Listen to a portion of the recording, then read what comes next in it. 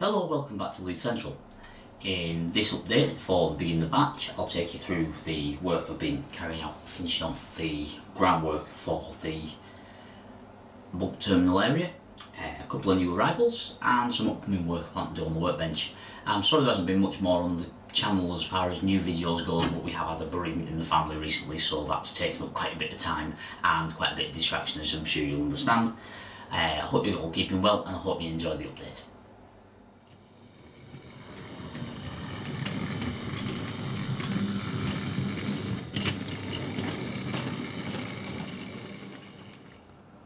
Okay, so for completing the groundwork in this area, what I've done is I've continued the laying of the plastic hard standing and also the ballasting and dark earth base, which will be weathered in time along with the track. And I've also fitted these new fences from Wills. That's just a pack that I got from the model centre during their sale, and also the buffers have been fitted. Two Pico ones and then one of the Acura scale ones. Just there. If I move the cement wingers forward, they're painted in yellow. Just given one coat of yellow so that way some of the black shows through to make them look weathered, because they are delivered in black. And then that little piece of works ground at the end there, it does need a little bit more scatter building up and stuff, and more bushes and things like we're done with the head shunt in the back there. Next step on this area will be to continue the ballasting and ground cover out towards the bridge, and then lay the hard standing at the back there. And also I've primed the front wall, which I've put it back in place, well, back wall as it would be of the loading hopper has been primed in a dark grey, and that will be painted up into a cementy sort of colour, and then I'll get to designing the rapid loader. I am really happy with the way the hard standing is looking, so whether I'll go over all three tracks with the rapid loader yet, I haven't decided yet. I'm actually rethinking on this. I might actually do it over just the back track, but we'll see how we go with drawings on that. It may go over two, it may go over one, it may go over all three. I'll see how my designs go on that and what we end up with, but I hope to have it so I can lift it out and show the hard standing underneath, because if I pull that brake out again, which is the pointer set, you can see I have ballasted in between, and then over the top of the usual ballast what I've done is I've run some dark earth into the top of the ballast just while the glue was still wet. Put some dark earth into the top, and then as you move out to this end beyond it, I've added some coal dust as well. That was just a little experiment piece there. I'm quite happy with how that's turned out, so I might put some more of that into the rest of the area. You can see how I've got that on there, and then if I go to the track at the back there, that's had it done as well. So I may continue that through the middles when I come to weathering this area. But I thought now was a good point to show you around what I've done so far. And I'll have a bit of a run around with a couple of the longer rakes that will be using it as a rapid loader facility, and also get out with some of the older wagons as well.